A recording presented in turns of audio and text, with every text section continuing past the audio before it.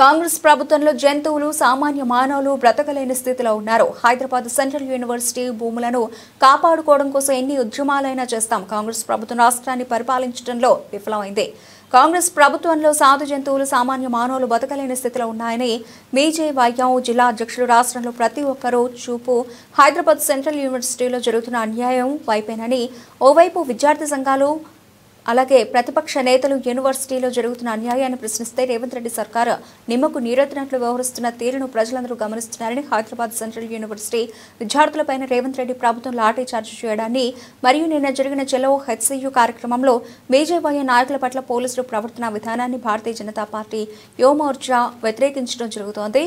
విశ్వవిద్యాలయం భూములను కాపాడుకోవాలి, అదేవిధంగా పర్యావరణాన్ని మూగజీవులను కాపాడుకోవడానికి ప్రయత్నిస్తున్న అమాయక విద్యార్థులపై లాఠీ చార్జ్ చేయడం పట్ల బాధ్యత వహిస్తూ రేవంత్ రెడ్డి తక్షణమే బహిర్గతంగా క్షమాపణ చెప్పాలని బీజేవైఎం జిల్లా అధ్యక్షుడు నంది వేణు డిమాండ్ చేశారు. అందరికీ జై శ్రీరామ్. ఈరోజు తెలంగాణ ప్రభుత్వం పూర్తిగా విఫలమైందని చెప్పొచ్చు. ఎందుకంటే హైదరాబాద్ సెంట్రల్ యూనివర్సిటీకి సంబంధించిన 400 ఎకరాలను అమ్మాలని చూస్తున్నది. ఇది పూర్తిగా ప్రజా వ్యతిరేక చర్య. మొత్తం ప్రభుత్వం ఏదైతే 14 సంవత్సరాల నుంచి మీరు పూర్తిగా విఫలమైందని ఈరోజు చెప్పడం జరుగుతుంది. మీరు ఓ ప్రజలకు సంబంధించి ఒక్క మంచి పని చేసినా కూడా మీరు ప్రజాక్షేత్రంకి రావాలి. మీరు ప్రజలకు ఎందుకు వస్తలేరు? లోకల్ బాడీ ఎలక్షన్స్ ఎందుకు పెడతలేరు? మీరు ఎందుకు పెడతలేరు అంటే మీరు పూర్తిగా వైఫల్యం అయిపోయారు. 6 గ్యారంటీలు అన్నారు, ఒక్క గ్యారంటీ కూడా తీర్చలేని పరిస్థితిలో మీరు ఈరోజు మీ ప్రభుత్వాన్ని నడిపిస్తున్నారు. ఈరోజు 400 ఎకరాలు విద్యార్థులకు భవిష్యత్తు కోసము హైదరాబాద్ సెంట్రల్ యూనివర్సిటీకి సంబంధించిన 400 ఎకరాలు మీరు అమ్మాలని చూస్తున్నారు. ఇది ఎంతవరకు సబబు? దీన్ని ప్రతిఘటించుతున్న మా బీజేపీ ఎమ్మెల్యేల పైన, బీజేవైఎం నాయకుల పైన మీరు అక్రమ కేసులు పెడుతున్నారు. మీ అక్రమ కేసులకు ఎవరు భయపడే స్థితిలో ఈరోజు తెలంగాణ ప్రజలు లేరు, తెలంగాణ ప్రజాలోకం లేదు. మీరు పూర్తిగా విఫలం చెంది ప్రభుత్వం నడపలేని స్థితిలో ఈరోజు మీరు ప్రభుత్వాన్ని నడిపిస్తున్నారు. మీ ఇన్ని రోజులు ప్రజలే బ్రతకలేరు అనుకుంటున్నాం.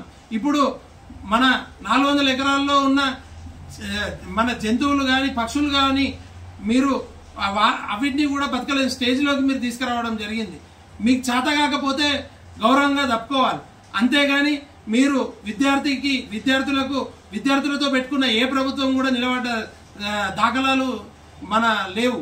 దీన్ని గమనించాలి. మీరు దీన్ని వెంటనే ఉపసంహరించుకొని ఏదైతే 400 ఎకరాలు హెచ్యుకి సంబంధించిన 400 ఎకరాలు మీరు నిన్నటి రోజు మన ఎన్విరాన్మెంట్ సెంట్రల్ మీరు ఏవైతే ట్రీస్ కట్ చేయొద్దు అని గవర్నమెంట్ స్టే కూడా ఉంది, హైకోర్టు నుండి కూడా స్టే రావడం జరిగింది.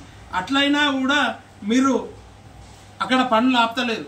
వెంటనే చెట్లు తీసేయడం అనేది, క్లీన్ చేయడం అనేది ఆపేయాలని చెప్పి మీకు ఎన్విరాన్మెంట్ కు సంబంధించిన శాఖ నుండి ఉత్తర్వులు జారీ అయినాయి. దాన్ని కూడా బేఖతరా చేస్తూ కోర్టును ధిక్కరిస్తూ మీరు ప్రభుత్వానికి ధిక్కరిస్తూ మీరు ఇలా చేయడం భావ్యం కాదు. రాబోయే రోజుల్లో భారతీయ జనతా పార్టీ పక్షాన ఉద్యమం ఉవ్వెత్తున లేపి మీరు ఉపసంహరించుకొని ఎడల మీ మెడలు వంచి ఈ కార్యక్రమాన్ని ఆపడానికి మేము మున్ముందు ఉండి పోరాటం చేయడం దలుచుకుంటుంది. రాబోయే రోజుల్లో విద్యార్థి లోకమే మీ తెలంగాణ ప్రభుత్వాన్ని తెలంగాణ నుంచి సాగనంపడం జరుగుతుంది. భారత్ మాతాకి జై.